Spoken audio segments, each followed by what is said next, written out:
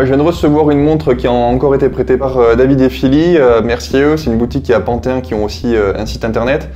Donc c'est la SRPH 65, donc qui a été produite à 5000 exemplaires. Et en fait, c'est une montre qui est faite en collaboration avec One Piece. Et celle-ci, en particulier, c'est celle du héros, donc de Luffy. Ouais, je vous préviens, j'ai jamais regardé One Piece, etc. Mais par contre, je trouvais c'est aussi un avantage de cette montre.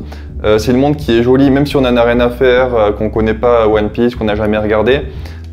C'est une belle montre et c'est pas le cas de forcément toutes les collaborations où des fois il y a un gros logo ou la tête du mec. Voilà, ici c'est des petites références qui sont faites à l'animé et à Luffy. Et voilà, même si on n'a jamais suivi One Piece, elle peut nous plaire comme à moi me plaît. Il en existe une autre qui a été produite à 1000 exemplaires, donc c'est la SRPH 73. Je vous mets la photo ici, donc c'est quasiment la même, sauf qu'il y a des petites touches de doré et les index ils sont noirs. Donc ici l'avantage c'est qu'on a du lume et que voilà, la nuit on peut lire l'heure. Donc ce qui est cool c'est que c'est une édition limitée uniquement à l'Europe pour une fois, donc souvent on voit des éditions limitées au Japon, aux États-Unis, etc. Donc ici c'est vraiment qu'à l'Europe, donc les Américains, etc. n'ont pas la possibilité de l'acheter. Donc ça se trouve c'est une montre qui va prendre de la valeur, bon je vous déconseille de l'acheter pour ça puisque Seiko fait tellement d'éditions limitées que c'est rare qu'elle prenne de la valeur. Et voilà, c'est vraiment la première fois que j'aime vraiment une collaboration que Seiko a faite, puisque par exemple ils en ont fait avec Street Fighter, Pokémon, Naruto, etc. Et j'ai jamais vraiment aimé, mais celle-ci pour le coup elle est vraiment belle, même les autres de la collection, elles sont vraiment réussies. Je pense que Seiko ils ont un peu compris ce que les fans aimaient. Et vous verrez que sur celle-là, on a pas mal de références qui sont même cachées et je trouve ça pas mal. Donc déjà, on a le cadran qui, en fait, c'est un motif qui ressemble à la vapeur qui apparaît lorsque Luffy libère le gear. Donc ça, je l'ai lu sur le site de Seiko parce que je sais pas ce que c'est le gear.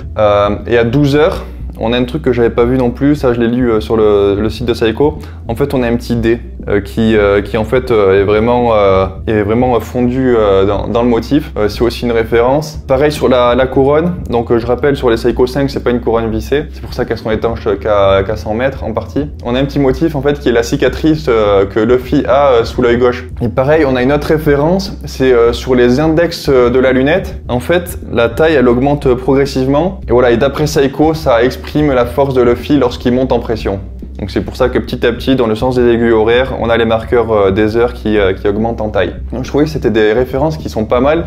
Et comme je vous ai dit, si on est fan de l'animé, eh ben on les voit. Et si on n'est pas fan, on les voit pas. Et elle peut très bien nous convenir, même si on n'a jamais regardé One Piece. Donc pour le reste, ça reprend les dimensions des SRPD5 normales. Hein. Donc on a 42,5 mm de diamètre, 13,5 mm d'épaisseur, étanchéité à 100 mètres du coup. Donc quand on dit étanchéité à 100 mètres, c'est pas vraiment 100 mètres, vous pouvez pas aller vous baigner à 100 mètres de profondeur avec une montre comme ça. C'est 10 bars en fait, ça correspond à 10 bars de pression. Donc par exemple, si vous plongez, ça se trouve, au niveau de votre montre, vous allez avoir plus de 10 bars de pression. Je sais pas, vous faites un gros plongeon, j'en sais rien, ou vous bougez les bras super vite dans l'eau, etc. Vous allez créer plus de 10 bars de pression sur la montre et dans ce cas-là, c'est possible que de l'eau rentre alors que vous n'êtes pas allé à 100 mètres. Donc en général, 100 mètres, c'est assez confortable, mais pour vraiment plonger, il vaut mieux 200 mètres. Même si on va qu'à 10 mètres, etc., il faut 200 mètres. Donc comme je vous ai dit, sur celle-ci, c'est un bracelet en silicone et sur l'autre, c'est un bracelet qui est en inox aussi, comme le boîtier. Donc le boîtier est soi-disant anti-éraflure. Donc ça, je sais pas, j'ai pas testé, hein, c'est une montre qu'on m'a prêtée.